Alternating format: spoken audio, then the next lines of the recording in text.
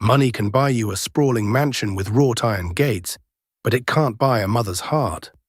When socialite Victoria Ashford walked out on her billionaire husband and their 3-year-old twins in the dead of winter, she didn't just leave them behind. She left them shivering in an unheated, abandoned pool house to freeze. It wasn't the local police or the expensive private security team who found them. It was Charlotte, a 24-year-old maid scrubbing floors on minimum wage to pay for her mother's dialysis. She saved the Hayes heirs that night, but when she packed her meager belongings to leave a week later, Sterling Hayes locked the estate gates. And that's just where the nightmare and the twisted truth begins. Highcliffe Manor sat on a secluded, jagged coastline in Connecticut, a sprawling 50-room fortress of limestone and dark glass. It was the ancestral home of Sterling Hayes, a 34-year-old tech tycoon whose software company practically ran the modern financial world. From the outside, the Hayes family was American royalty. Sterling was brilliant and handsome in a rigid, untouchable way, while his wife, Victoria, was a dazzling former runway model whose face graced the covers of high society magazines. Together, they had the perfect accessories: 3-year-old twin boys, Leo and Liam. But Charlotte Jenkins knew the truth. Charlotte was hired in late October as a lower-level domestic worker. She wasn't a nanny, she was part of the invisible army that kept Highcliffe spotless. At 24, Charlotte's life was a far cry from the glittering galas of the Hayes family. Her father had passed away years ago, leaving her drowning in medical debt from her mother's failing kidneys. The agency paid her barely enough to survive, but the Hayes estate offered free room and board in the cramped servant quarters, allowing Charlotte to send every dime she earned straight to the hospital. She kept her head down, her uniform crisp, and her mouth shut. It didn't take long for Charlotte to realize that Highcliffe was a house completely devoid of love. Sterling Hayes was a ghost. He spent his life on private jets, bouncing between boardrooms in London, Tokyo, and Silicon Valley. When he was home, he was locked in his study, managing his empire. He provided his family with unlimited wealth, but zero warmth. Victoria, however, was a nightmare. She despised the twins. To the public, she posed with them in matching designer outfits for Instagram. Behind closed doors, she couldn't stand the sight of them. Leo and Liam were quiet, anxious children who flinched when doors slammed. Victoria frequently locked them in the West Wing nursery, strictly forbidding the staff from interacting with them unless they were feeding or bathing them. "They ruined my body and they are ruining my life," Charlotte overheard Victoria snapping at her personal assistant one afternoon, swirling a glass of gin at 2 in the afternoon. "Sterling only wanted heirs. Well, he has them. Now I want my life back." Charlotte's heart ached for the boys. They were pale and underdeveloped for 3-year-olds. Often, while dusting the corridors of the West Wing, Charlotte would hear them crying softly behind the heavy oak door. Against the strict protocols set by the head housekeeper, Mrs. Higgins, Charlotte began sneaking into the nursery. It started with small things: an extra blanket when the central heating dipped, a stolen apple from the kitchen cut into tiny, manageable slices. Then it became stories. Charlotte would sit on the edge of their plush, oversized beds and whisper tales of brave nights and warm, sunny lands. For the first time in their lives, Leo and Liam learned what a gentle touch felt like. They began to look for her, their large, soulful eyes lighting up whenever her drab grey maid's uniform appeared in the doorway. The tipping point arrived in mid-January. Sterling had departed for a massive, high-stakes merger in Geneva, scheduled to be gone for 3 weeks. The moment his helicopter lifted off the manicured lawn, the atmosphere in the manor shifted. Victoria began hosting lavish, raucous parties that lasted until dawn. Strange men and women wandered the halls. The most frequent visitor was a man named Damien Croft, a rival real estate developer with a dangerous reputation and a smarmy smile. Charlotte noticed the luggage first. Victoria's custom Louis Vuitton trunks were being subtly packed by her personal assistant and moved to the garage. Rumors swirled among the staff that Victoria was planning an extended spa retreat in Aspen, but Charlotte saw the way Victoria looked at Damien. She wasn't going to a spa, she was leaving, and she wasn't taking the twins. The storm hit on a Tuesday. It was a massive nor'easter, blanketing the Connecticut coast in 3 feet of snow and howling winds that rattled the thick glass of Highcliffe Manor. The temperature plummeted to sub-zero. Earlier that day, Victoria had abruptly dismissed 90% of the household staff. A generous paid holiday, she had called it, her voice dripping with fake sweetness. Go home to your families, ride out the storm. Only Charlotte, who had no home to return to, and Mrs. Higgins, who was elderly and lived in the basement apartment, remained. By nightfall, the power grid flickered and failed. The manor's backup generators hummed to life, but Victoria had deliberately instructed the maintenance crew to reroute the power exclusively to the master suite and the main entertaining areas, leaving the sprawling wings, including the nursery, in freezing darkness. Charlotte was in her tiny room, layered in 3 sweaters, shivering beneath a thin duvet. Her phone buzzed with a text from her mother's nurse, asking for the next installment of the medical bills. Charlotte sighed, setting the phone down. The wind outside sounded like a screaming animal. Around 1 a.m., a bizarre sound echoed through the silent, freezing halls. It wasn't the wind. It sounded like the heavy thud of a door slamming shut, followed by the revving of a powerful engine in the distance. Charlotte crept out of her bed and wrapped a blanket around her shoulders. She navigated the dark servant corridors, using the flashlight on her phone. When she reached the main foyer, she froze. The massive front doors were unlocked, a crack of freezing wind blowing snow onto the imported marble floors. Victoria's coats were gone. Her keys were gone. Charlotte ran to the window and saw the red taillights of Damien Croft's SUV disappearing through the swirling snow beyond the estate gates. Panic seized Charlotte's chest. The twins. She sprinted up the grand staircase, her socks slipping on the polished wood. She tore down the West Wing corridor, plunging into the freezing, unheated darkness. "Leo! Liam!" she called out, her breath pluming in the frigid air. She burst into the nursery. It was empty. The beds were unmade, the room practically a freezer. "Oh God, no, no, no," Charlotte muttered, frantically checking the closets, the adjoining bathroom. Nothing. Where would Victoria put them? If she was running away, why wouldn't she just leave them in their beds? Charlotte's mind raced, remembering a conversation she'd overheard between Victoria and Damien days ago. They scream. "If I leave them in the house, the old bat Higgins will hear them and call Sterling before we cross the state line. They need to be somewhere soundproof." The pool house.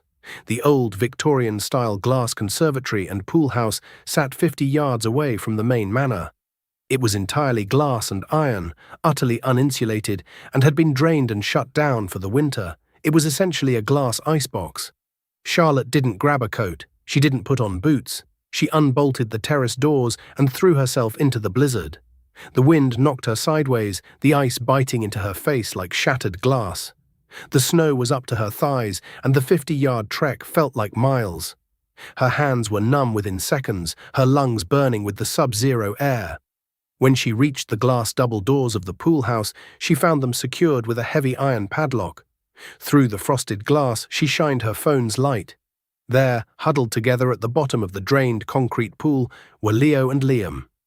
They were wearing only their thin cotton pajamas. They weren't crying. They were entirely still. Adrenaline, pure and violent, surged through Charlotte. She looked around frantically, finding a heavy cast-iron lawn chair half buried in the snow. Lifting it with strength she didn't know she possessed, she smashed it against the glass door. It bounced off. She screamed, swinging it again and again, the glass finally spiderwebbing and shattering inward. Charlotte dragged herself through the broken glass, tearing her pants and cutting her thigh, but she didn't feel the pain. She scrambled down the ladder into the drained pool and fell to her knees beside the boys. Their lips were blue, their skin was ice cold. Leo's eyes were half open, glazed and unfocused. "No babies, no, look at me." "Look at Charlotte," she sobbed, ripping off her sweaters and wrapping them around the tiny freezing bodies. She pulled both of them against her bare chest, trying to transfer her core body heat to them. "Stay with me. Please stay with me." Carrying 60 pounds of dead-weight toddlers up a pool ladder and through a blizzard was an impossible task. Charlotte fell twice in the snow, her bare hands bleeding and freezing, her muscles screaming. But the thought of these innocent boys dying because of their mother's monstrous vanity kept her moving. She kicked open the manor doors, collapsing onto the marble foyer. She didn't stop. She dragged them into the kitchen, the only room with a large gas-powered hearth. She ignited the massive fireplace, dragged all the rugs and blankets she could find, and created a cocoon in front of the roaring flames. For 3 agonizing hours, Charlotte rubbed their limbs, breathed warm air onto their faces, and prayed. Around 4 a.m., Liam let out a weak, raspy cough. Soon after, Leo began to cry. Charlotte collapsed back against the kitchen cabinets, pulling them into her lap, weeping uncontrollably into their hair. She had saved them, but the nightmare was only just beginning. The storm broke 2 days later. The roads were still impassable, but the sky had cleared to a blinding, icy blue. Charlotte had barricaded herself and the twins in the kitchen, rationing food and keeping the fire burning. The boys were traumatized, clinging to her neck like terrified monkeys, screaming in panic if she moved even an inch away from them. On the afternoon of the 3rd day, the deafening roar of a helicopter shook the windows. Charlotte peered out the frost-covered glass to see a black chopper touching down on the snow-covered lawn. Out stepped Sterling Hayes. He looked haggard, his usually immaculate suit rumpled, his face dark with fury. He had received a security alert about a perimeter breach, the broken pool house door, and, unable to reach Victoria or anyone at the house, had chartered a private flight through dangerous airspace to get home.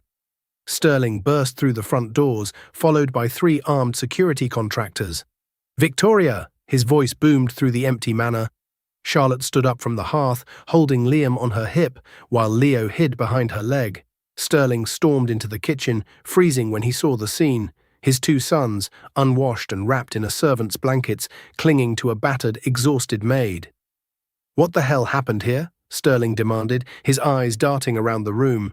"Where is my wife?" Charlotte's voice shook. "She's gone, Mr. Hayes. She left on Tuesday night, during the storm." Sterling stared at her, his jaw clenching. He noticed the dried blood on Charlotte's pants, the bandages clumsily wrapped around her hands. He stepped closer, and instinctively the twins shrank back, burying their faces in Charlotte's clothes. The sight of his own children terrified of him, yet finding solace in a maid seemed to strike a nerve deep within the billionaire. Before Charlotte could explain the horrors of that night, the lead security contractor walked into the kitchen, holding an envelope.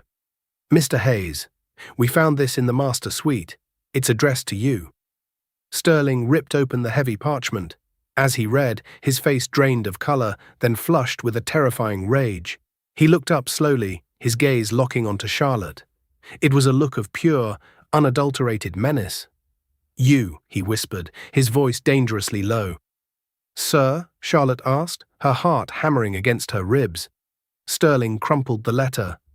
"My wife writes that she had to flee the estate in fear for her life. She says that you, Charlotte Jenkins, suffered a psychotic break. That you locked the twins in the pool house and threatened to burn the manor down. She says she barely escaped to get the police." Charlotte stopped breathing. The room spun. "What? No, Mr. Hayes, no. She left them there to die. She ran away with Damien Croft. I broke the glass to get them out. Look at my hands." Charlotte held up her scarred, bandaged palms, tears streaming down her face. "I saved them." Why would she say that? Because Victoria needed a scapegoat. If the boys died in the pool house, Charlotte, the crazy maid, would take the fall for murder.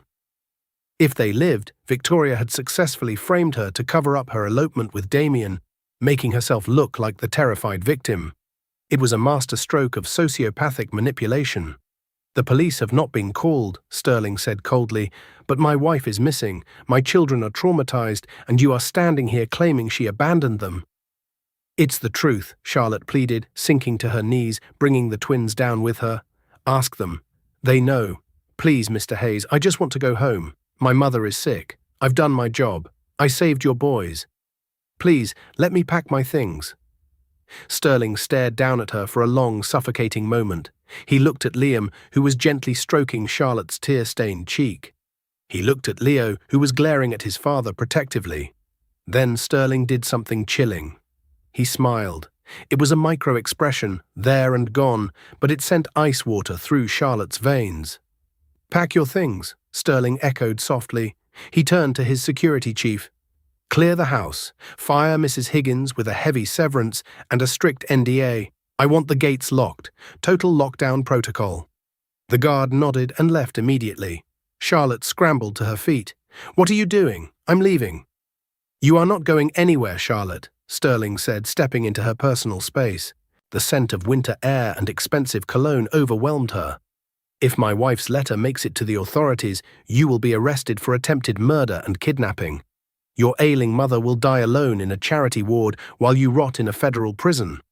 "But it's a lie," Charlotte screamed. "I know," Sterling whispered, leaning in so close only she could hear. "I checked the hidden server logs on my flight back. I have unauthorized nanny cams in the hallways. I saw Victoria leave. I saw you drag my sons out of the snow." Charlotte gasped, relief washing over her. "You saw? Then you know I'm innocent. You can show the police." Sterling's eyes darkened, resembling black ice. "If I show the police, the world will know Victoria Hayes, the face of my company's philanthropy, is a monster. My company's stock will plummet. The scandal will ruin the Hayes legacy. And most importantly, the state will drag my sons through psychological evaluations and child services. I will not allow that." "Then what do you want from me?" Charlotte cried, terrified by the cold calculation of the man standing before her. "My sons need a mother," Sterling stated, looking at the boys who were clinging to Charlotte's legs. "They despise me. They have been broken by Victoria, but they look at you as if you hung the moon." He reached out, his finger lightly tracing the cut on Charlotte's cheek from the broken glass. She flinched, but he didn't pull away. "You are going to stay here, Charlotte. You will live in the master wing. You will have unlimited access to my funds to pay for your mother's care. The best doctors in the world, transferred to a private facility today. In exchange, you will raise my children. You will never speak of this to anyone. And you will never, ever try to leave Highcliffe Manor." Charlotte backed away, horrified. "You can't keep me here. This is kidnapping. It's a prison." Sterling turned on his heel, walking toward the grand doors of the kitchen. "It's a gilded cage, my dear, and it's either that or a steel one. The choice is yours. But know this, the gates are locked, and I hold the only key." As the heavy oak doors shut behind him, the sound of the deadbolt sliding into place echoed through the vast, empty manor. Charlotte sank to the floor, pulling the twins into her arms as she realized the horrifying truth. She had saved the boys from the freezing cold, only to be dragged into a chilling darkness she could not escape. The transition from invisible servant to the captive heart of Highcliffe Manor happened with terrifying speed. Within 24 hours of Sterling locking the estate gates, Charlotte's life was entirely overwritten. Her mother, Diane, was airlifted from the underfunded county hospital to a private state-of-the-art suite at New York Presbyterian Hospital. Sterling had arranged for Dr. Aris Kensington, one of the top nephrologists on the East Coast, to take over her case personally. When Charlotte was finally permitted a 5-minute, heavily monitored phone call on a secure landline, her mother wept with joy, believing Charlotte had received a miraculous corporate sponsorship from the Hayes Foundation. Charlotte swallowed her bile, forced a bright smile into her voice, and lied, confirming the story to keep her mother safe. At Highcliffe, Charlotte was moved out of the drafty servant quarters and into the East Wing's sprawling guest suite, right next to the twins' newly relocated bedrooms. Her drab maid uniforms were burned. In their place, the closets were stocked with high-end, modest designer clothing, cashmere sweaters, silk blouses, and tailored trousers from brands like Loro Piana and Brunello Cucinelli.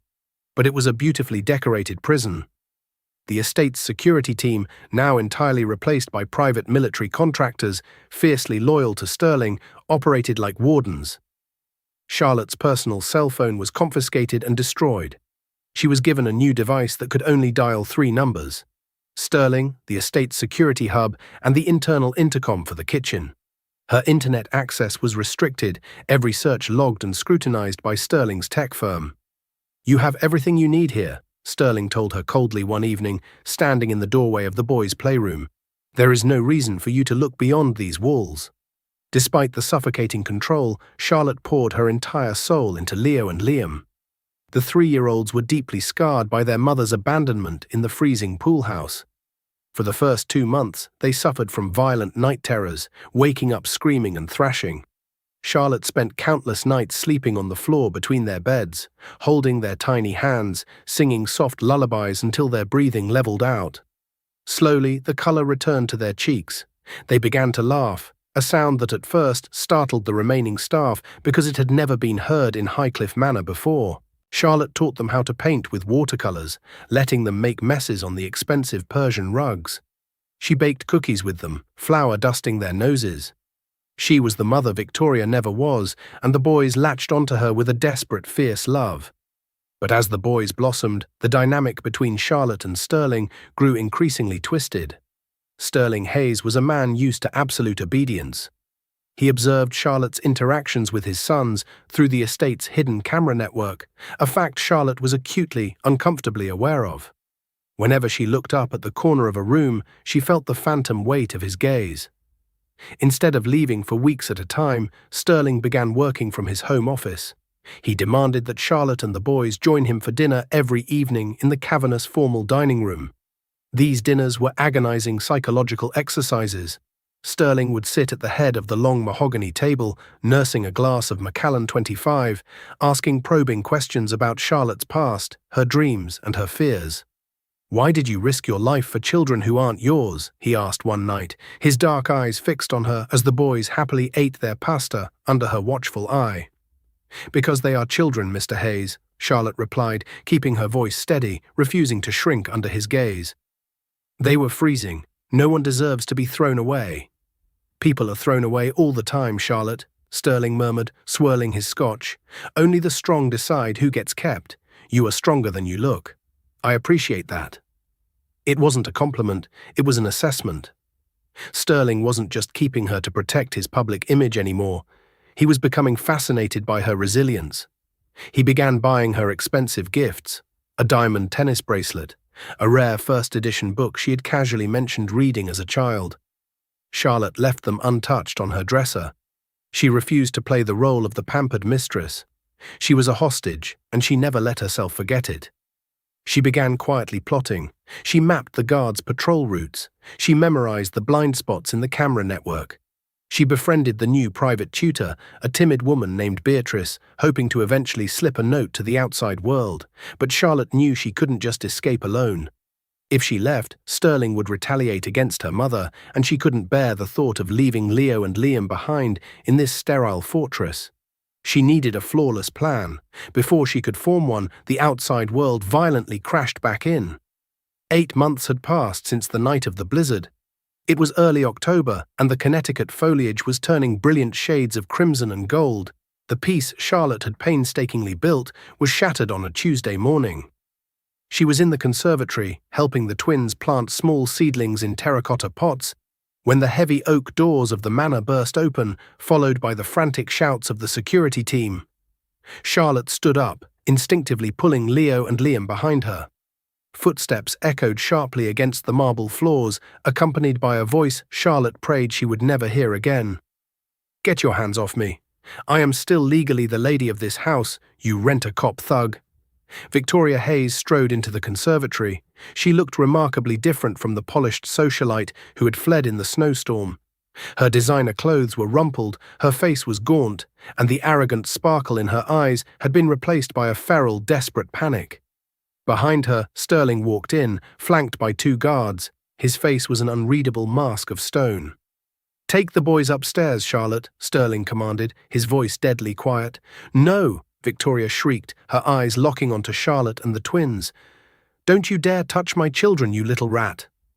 Liam began to cry, burying his face in Charlotte's skirt. Leo stood rigid, terrified. Victoria's presence was a shock to their fragile nervous systems.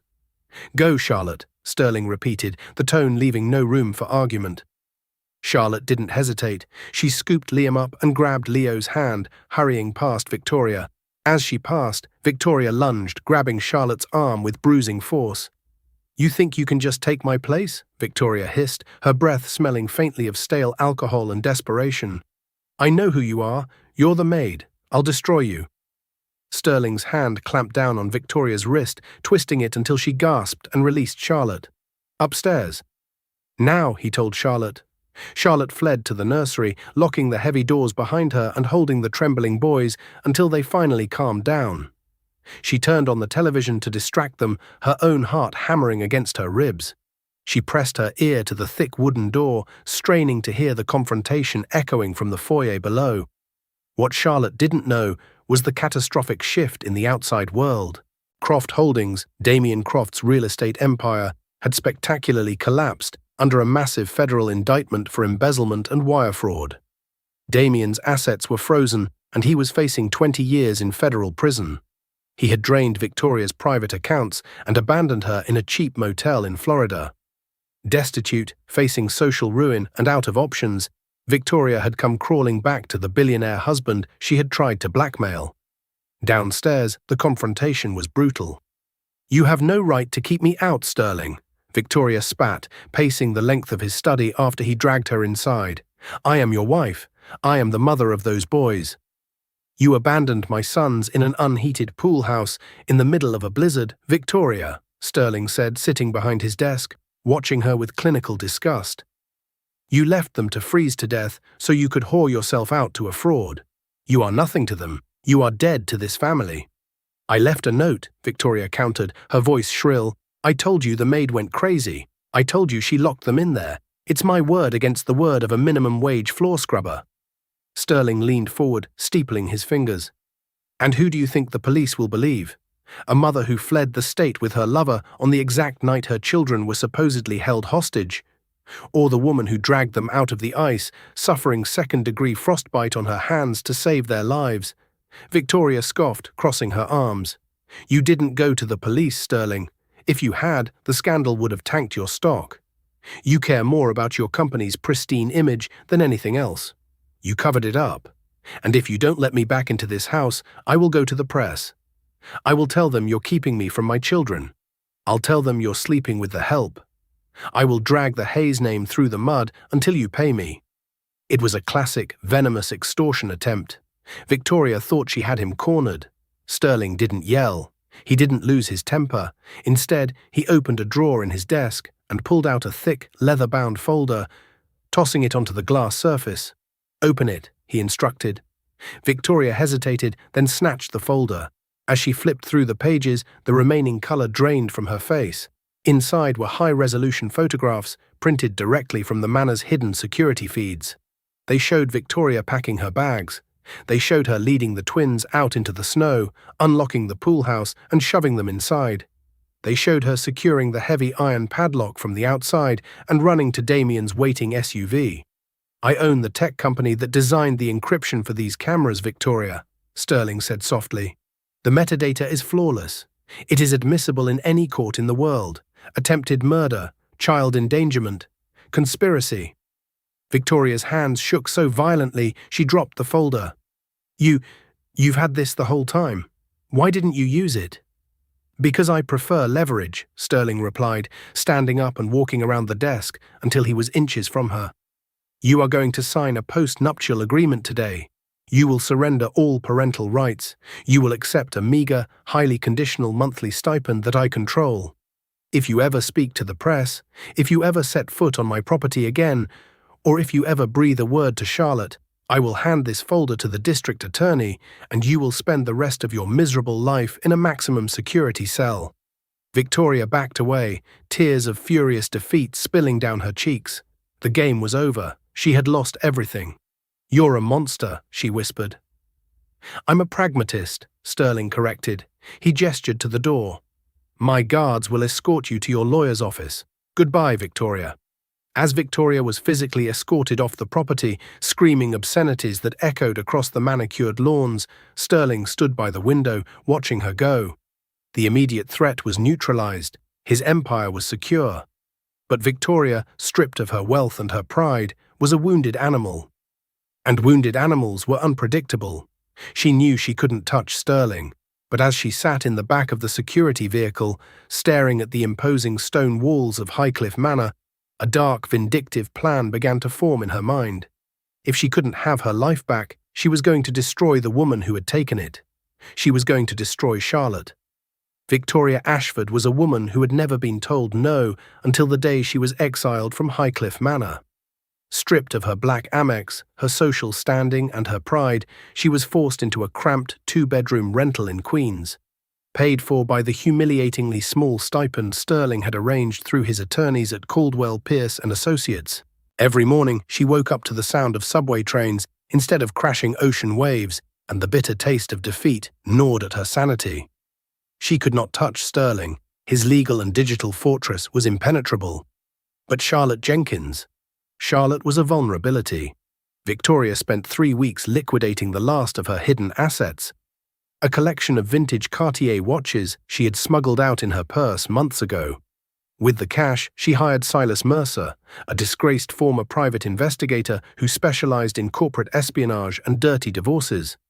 "I don't want my husband," Victoria told Silas, sliding a manila envelope of $100 bills across a sticky diner table in Brooklyn. "I want the girl who took my place. I want her removed. And I want my sons back so I can negotiate my rightful settlement from a position of power." Silas, a gaunt man with a raspy cough, counted the cash. "Highcliffe is a fortress, Mrs. Hayes. Private military contractors, biometric locks. I can't just walk in and grab a woman and 2 kids."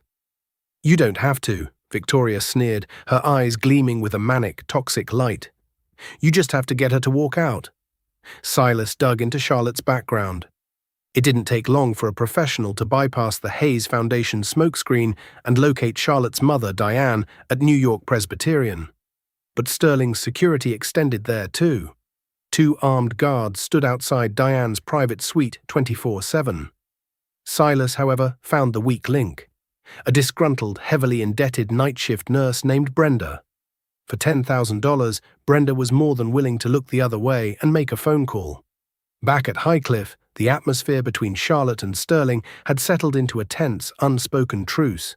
Sterling had stopped treating her entirely like a prisoner and began treating her more like an equal, asking her opinions on the boy's education and even requesting her presence in his study to discuss their milestones.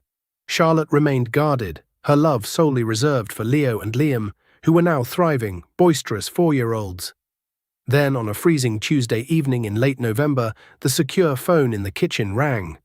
It was the only line connected to the outside world, specifically whitelisted for the hospital. Charlotte snatched it up. "Hello?" "Charlotte," it was Nurse Brenda, her voice trembling with manufactured panic. "It's your mother. She's gone into sudden cardiac arrest. Dr. Kensington is doing everything he can, but you need to get here. Now. She might not make it through the hour." The phone slipped from Charlotte's fingers, clattering against the marble counter. The world tilted on its axis. No. No. She ran to Sterling's study, bursting through the heavy doors without knocking. Sterling was on a video conference with his Tokyo executives, but he cut the feed the moment he saw Charlotte's pale, tear-streaked face. "My mother," Charlotte gasped, struggling to breathe. "Her heart. The hospital just called. I have to go, Mr. Hayes. Please, you have to let me out. I have to say goodbye." Sterling stood up, his brow furrowed. He immediately picked up his desk phone, dialing the head of his security detail. "Get me a status report on Diane Jenkins at Presbyterian. Now." He waited 10 seconds. Charlotte paced like a caged animal, sobbing. Sterling hung up, his eyes locking onto Charlotte's. "My men at the hospital say the ward is quiet. Your mother is asleep. Her monitors are perfectly stable." "What?" Charlotte froze. "But the nurse just called me. She said she was dying." Sterling's mind, always operating 10 steps ahead, processed the data with terrifying speed. Who was the nurse? Brenda, the night nurse. Sterling's face hardened into a mask of pure, lethal realization. "It's a trap. Someone spoofed the hospital's internal line to bypass our telecom firewall. They want you out of the house. They want you on the road, unprotected." "Victoria," Charlotte breathed, the horror sinking in. Before Sterling could deploy a countermeasure, the manor's emergency sirens began to wail, a piercing, deafening screech that vibrated through the floorboards. The lights flickered and died, plunging the massive estate into absolute darkness, save for the eerie red glow of the emergency backup strips. The intercom on Sterling's desk crackled to life. It was the security chief, his voice strained over the sound of shouting. Victoria hadn't just planned an ambush on the road. The fake phone call was a distraction. While Sterling's security focused their digital monitors on the hospital, Silas Mercer and a team of heavily armed mercenaries had used a military-grade localized EMP to fry Highcliffe's external security grid. Victoria knew the blind spots. She knew the old service tunnels from the Prohibition era that connected the wine cellar to the cliffs, tunnels Sterling rarely thought about. "They're coming for the boys," Sterling said, pulling a 9mm Glock from a biometric safe beneath his desk. He grabbed Charlotte's arm. "We have to get to the panic room." "The twins are in the nursery," Charlotte screamed, tearing her arm away. "They're in the West Wing." "I'll go," Sterling ordered. "You get to the bunker." "I am not leaving them," Charlotte roared, a fierce maternal fury erupting from her chest. She didn't wait for his permission. She sprinted out of the study and into the darkened, chaotic hallways, running toward the West Wing. The emergency sirens of Highcliffe Manor did not merely ring. They screamed. It was a guttural, mechanical shrieking that vibrated up through the soles of Charlotte's shoes and rattled the fillings in her teeth. When the localized EMP detonated at the perimeter, it didn't just kill the lights, it killed the absolute invulnerability that Sterling Hayes had built his entire life upon. The sprawling 50-room fortress was plunged into a suffocating, inky blackness, save for the sickly, pulsing red glow of the backup emergency floor strips. Charlotte didn't wait for Sterling's security detail to mobilize. She didn't listen to Sterling's frantic commands echoing from his study. The only sound that mattered was the panicked drumming of her own heart and the horrifying realization that her boys, Leo and Liam, were sitting ducks in the West Wing. She sprinted down the grand corridor, her tailored Loro Piana slacks restricting her movement, so she blindly kicked off her loafers, running barefoot across the freezing imported marble. The manor, usually a silent, pristine museum, had transformed into a war zone. From the grounds outside, the staccato pop-pop-pop of suppressed gunfire cracked through the heavy glass windows as Sterling's private military contractors engaged Silas Mercer's mercenaries. "They are just children," Charlotte's mind chanted frantically as she rounded the corner into the portrait gallery. "They are just innocent little boys."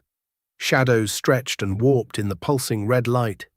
Charlotte pushed her legs harder, her lungs burning, the icy air of the unheated hallway stinging her throat. Every creak of the floorboards, every distant shout, amplified the primal, terrifying adrenaline surging through her veins. She reached the heavy double doors of the West Wing, shoving them open with her shoulder.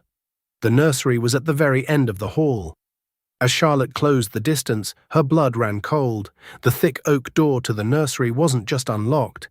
It had been violently splintered, hanging precariously off its custom brass hinges. Charlotte skidded to a halt in the doorway, her chest heaving, her hands gripping the doorframe so tightly her knuckles turned white.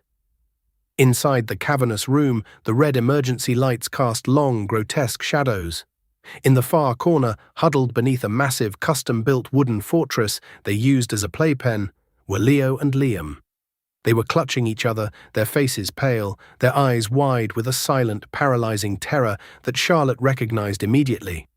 It was the exact same look they had in the freezing pool house 10 months ago. Standing in the center of the nursery was Victoria Ashford.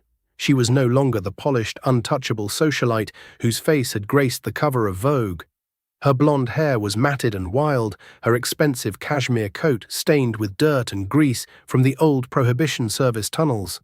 In her right hand, she gripped a sleek black 9mm pistol. It was trembling violently.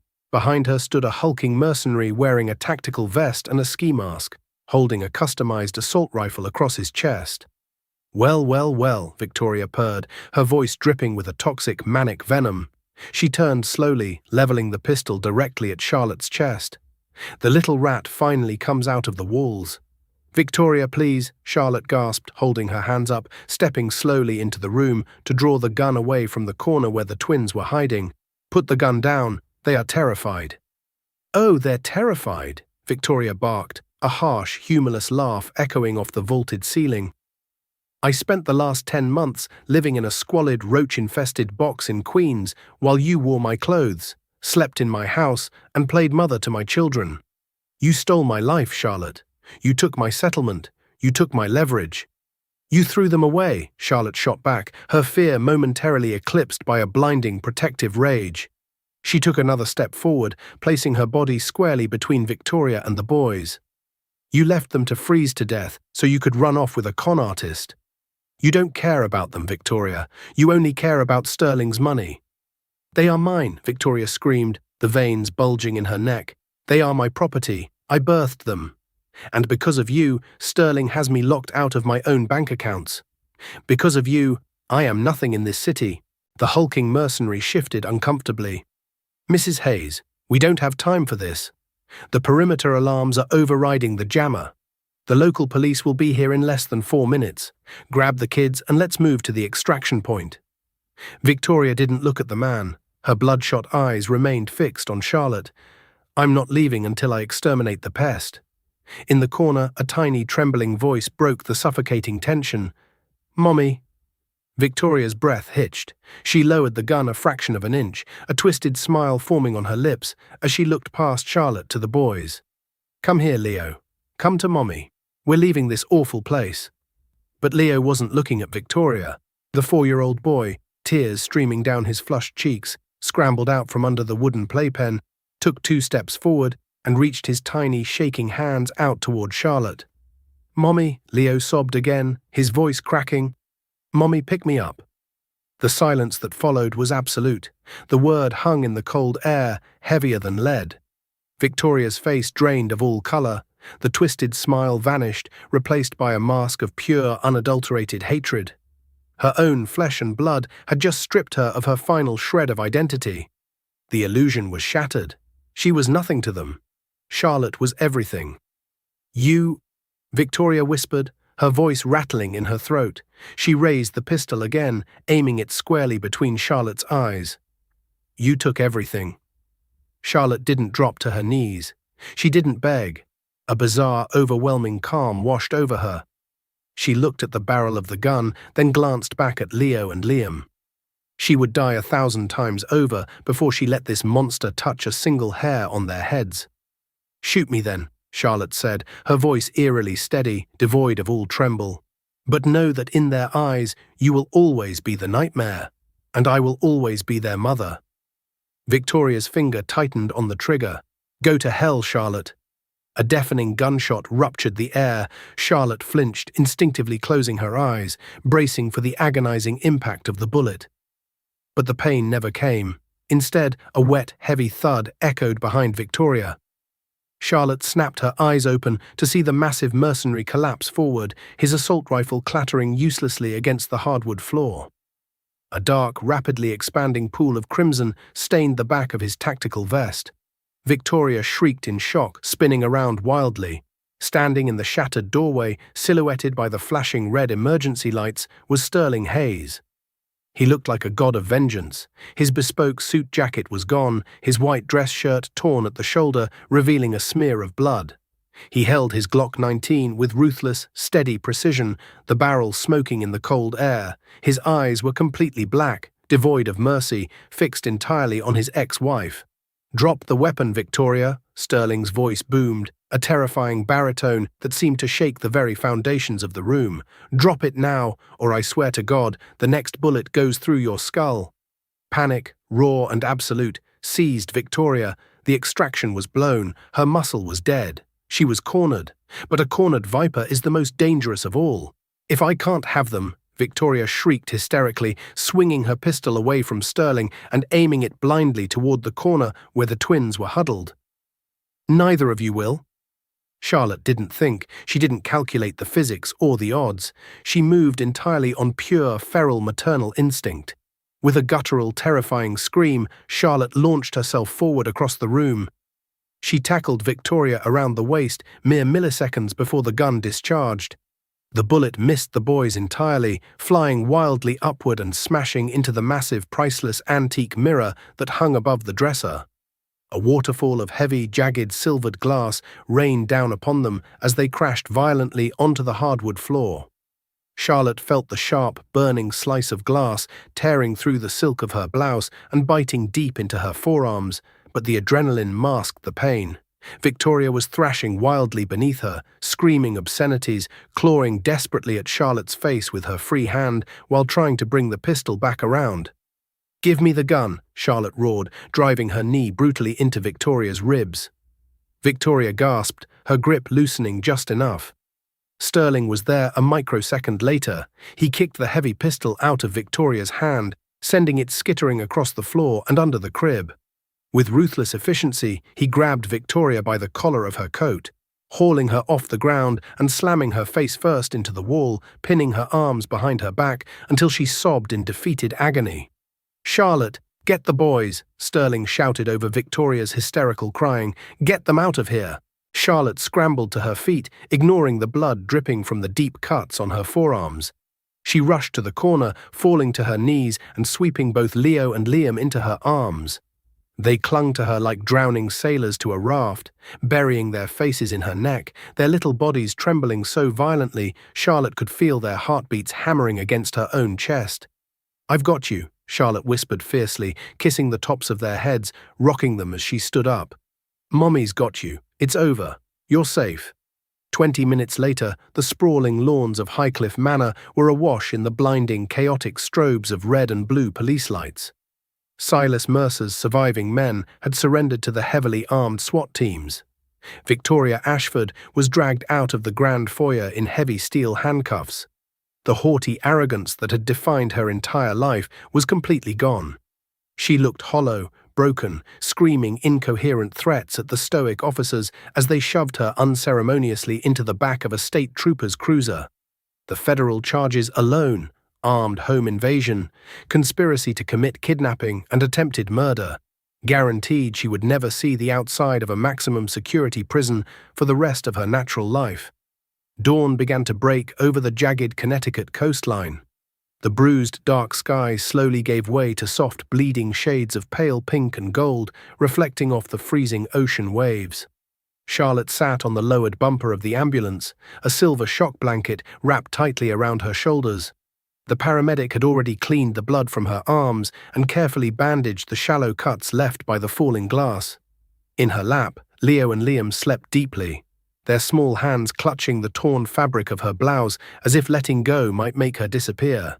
The sound of polished shoes crunching over gravel made her lift her head.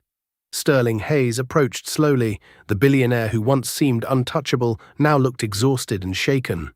A bruise darkened his cheek, and the rigid confidence that had always defined him was gone. "The hospital called," he said quietly. "Your mother is fine. The fake call was part of the trap. The nurse responsible has been arrested." Charlotte released a shaky breath and rested her chin on Leo's hair. "Thank God." Sterling looked at the sleeping boys, his voice breaking. "They're alive because of you." "They're my sons too," Charlotte replied softly. He nodded and placed a black keycard beside her. "You're free now. The gates are open. My lawyers arranged a trust for your mother's care. You can leave today." Charlotte stared at the card, the symbol of everything she had once prayed for. Then she looked down at the twins, sleeping peacefully in her arms, and back toward the towering walls of Highcliffe Manor, glowing softly in the first light of morning. For the first time, it didn't look like a prison. It looked like a home waiting to be healed. "My mother likes Dr. Kensington at Presbyterian," Charlotte said quietly, her voice steadying. "She wouldn't want to move right now. It would disrupt her dialysis schedule." Sterling blinked, his brow furrowing in confusion. He looked at her, entirely unsure of what he was hearing. "And," Charlotte continued, a small, genuine smile finally breaking through the exhaustion on her face, "Leo has his first piano recital in 3 weeks. He's been practicing Twinkle, Twinkle, Little Star for a month. I can't exactly miss that." Sterling stared at her, his breath hitching. The heavy, impenetrable ice that had surrounded his heart for a lifetime finally cracked and shattered completely. "Charlotte, are you saying you're staying?" "I'm staying," Charlotte said, her voice filled with an unshakable, quiet strength. "But not as your prisoner, and definitely not as your employee." Sterling took a hesitant step forward, reaching out. His hand trembled as he gently brushed a stray, blood-matted curl behind Charlotte's ear. His fingers lingered on her cheek, his thumb softly tracing her jawline. The touch was entirely different from the cold, assessing grabs of the past. It was reverent. It was terrifyingly gentle. "Never again," Sterling vowed, his voice thick with emotion. "You stay as my equal. You stay as their mother, if you'll have us."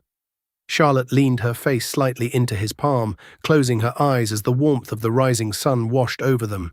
She had walked into Highcliffe Manor to scrub floors, and she had been forced to stay by a man who didn't understand the meaning of the word love. But in the crucible of the darkest night, they had fought, they had bled, and they had forged something unbreakable. As a family, Charlotte corrected softly, and as the sun fully crested the horizon, illuminating the jagged cliffs and the shattered glass of the nightmare behind them, the locked gates of Highcliffe Manor finally swung open, not to let Charlotte out, but to let the rest of the world know that the Hayes family was finally truly home. The story of the Highcliffe heirs could have ended in a tragedy of frozen tears and broken trust, a testament to the fact that money often breeds monsters. Victoria Ashford let vanity and greed eclipse her humanity, leaving her children to the mercy of a brutal winter. But she gravely underestimated the warmth of a desperate, resilient Maid. Charlotte Jenkins did not just save Leo and Liam from the ice, she thawed the frozen heart of an untouchable billionaire and shattered the walls of a gilded cage. Their survival is a powerful reminder that family is rarely defined by bloodlines, wealth, or societal status. True family is forged in the fires of sacrifice, built by those who show up in the darkest moments and refuse to let go. Charlotte walked into Highcliffe Manor as a servant, became a prisoner of circumstance, and ultimately, by her own fierce choice, became its absolute heart.